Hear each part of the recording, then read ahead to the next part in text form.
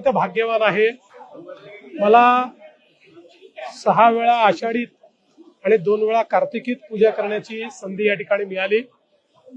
हा विठुरायाचाच आशीर्वाद आहे की राज्याच्या जनतेचा प्रतिनिधी म्हणून ही पूजा करण्याची संधी मला, माझ्या पत्नीला या ठिकाणी मिळाली। आणि मला असं वाटतं की आपल्या महाराष्ट्राचे आराध्य दैवत असलेले पांडुरंग हे सर्वसामान्याचं दैवत आहे।